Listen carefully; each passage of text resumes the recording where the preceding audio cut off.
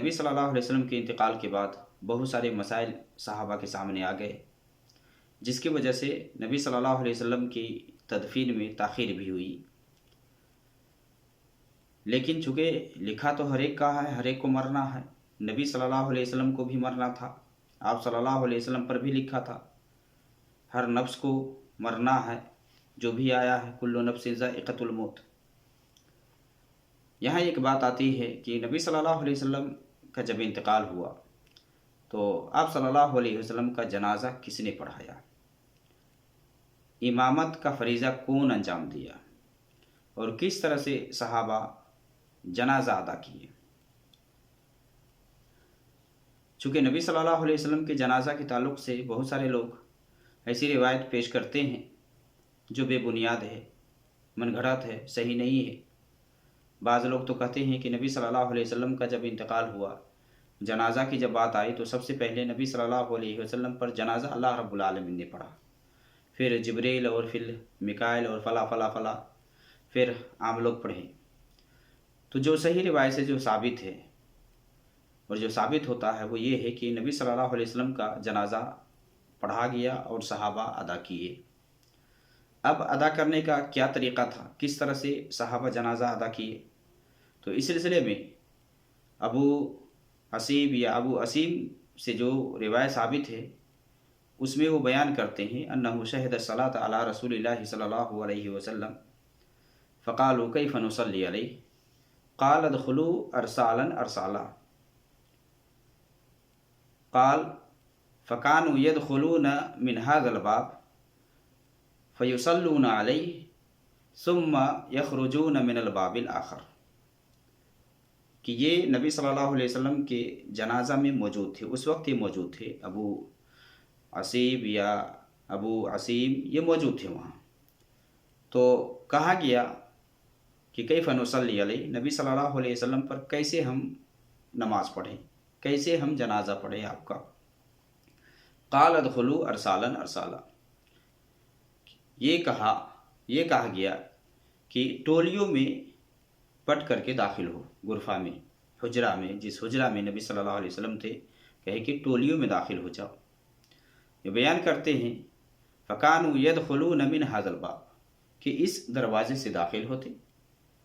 فیصلون علیہ، پھر نبی پر جنازہ پڑھتے، دعا کرتے، ثم یخرجون من الباب الآخر، پھر دوسرے دروازے سے نکلتے، ایک دروازے سے داخل ہوتے، ٹولیوں میں داخل ہوتے اور نماز پڑھ کر کے پھر دوسرے دروازے سے نکلتے تھے۔ اور ابن عبد البر رحمہ اللہ نے تمہید میں یہ نقل کیا ہے کہ جہاں تک لوگوں کا نبی صلی اللہ علیہ وسلم پر جنازہ ادا کرنے کی بات ہے تو اس پر اہل سیر اور روایت نقل کرنے والے یہ متفق ہیں کہ صحابہ انفرادی طور پر یا ٹولیوں میں داخل ہو کر کے جنازہ ادا کیے، نماز پڑھے وہاں ٹولیوں میں داخل ہو کر۔ اور یہ کہ اہل سیر اور روایت نقل کرنے والوں کا اس سب پہ اتفاق ہے، سارے متفق ہیں، ان کا اختلاف بھی نہیں ہے۔ تو یہ بات تو بالکل حق ہے کہ نبی صلی اللہ علیہ وسلم کا جنازہ پڑھا گیا، لیکن کس طرح سے ٹولیوں میں داخل ہوتے تھے غرفہ میں، حجرہ میں، اور پڑھ کر کے وہاں انفرادی طور پر نکلتے تھے۔ جماعت کوئی نہیں کروائے، کوئی نبی صلی اللہ علیہ وسلم کا جنازہ امام بن کر کے ادا نہیں کروایا، کوئی امام نہیں بنا۔ اب امام کیوں نہیں بنا، اس کی وجہ کیا تھی، نہیں تھی، تو اس سلسلے میں علماء بہت سارے اسباب ذکر کرتے ہیں، بہت سارے اسباب ذکر کرتے ہیں۔ ان میں سے ایک سبب یہ ہے کہ نبی صلی اللہ علیہ وسلم کا جو احترام، نبی صلی اللہ علیہ وسلم کا جو ادب یا آپ کی جو تعظیم تھی صحابہ کے نزدیک، یا آپ کا جو مقام، آپ کا جو رتبہ تھا کہ آپ صلی اللہ علیہ وسلم چونکہ سب سے افضل تھے، آپ صلی اللہ علیہ وسلم کے بعد کوئی ایسا نہیں تھا کہ نبی صلی اللہ علیہ وسلم سے افضل ہو، لہذا جس بنیاد پر صحابہ میں سے کسی نے بھی بطور امام کے آگے بڑھ کر کے یا جماعت کروا کر کے اس نے نماز جنازہ نہیں پڑھائی۔ ایک وجہ یہ ذکر کرتے ہیں کہ نبی صلی اللہ علیہ وسلم کی تعظیم اور ادب اور احترام کی بنیاد پر کہ آپ سب سے بڑے تھے، سب سے افضل تھے۔ اور دوسرا سبب اس کے حوالے سے یہ ذکر کیا جاتا ہے کہ چونکہ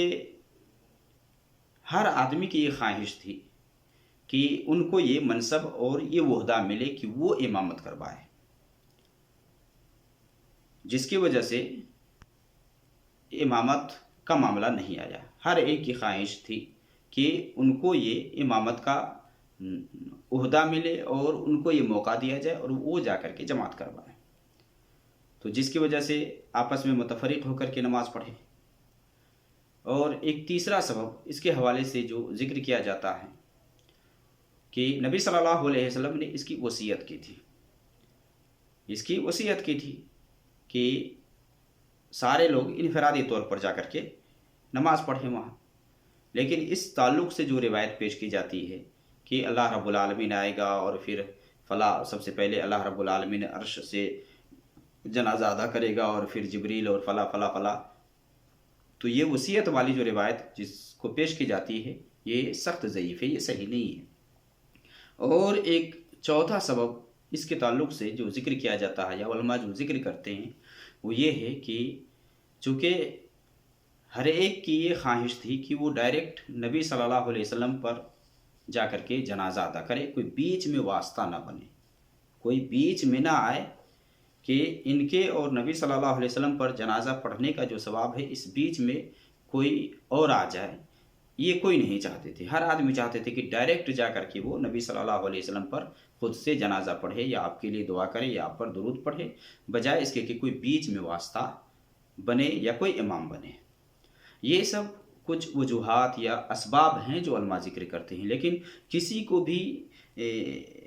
یہ کہنا کہ یہی وجہ تھی یا یہی سبب تھا جس کی وجہ سے صحابہ انفرادی طور پر نماز ادا کیے، تو اس کے لیے دلیل چاہیے۔ اس پر کوئی دلیل نہیں ہے۔ یہ سارے اسباب ہو سکتے ہیں یا اس کے علاوہ بھی اور کوئی سبب ہو جس کی بنیاد پر صحابہ انفرادی طور پر جا کر کے نماز ادا کیے یا آپ کا جنازہ ادا کیا، تو نبی صلی اللہ علیہ وسلم کا جنازہ صحابہ ادا کیے لیکن کوئی امام نہیں تھی۔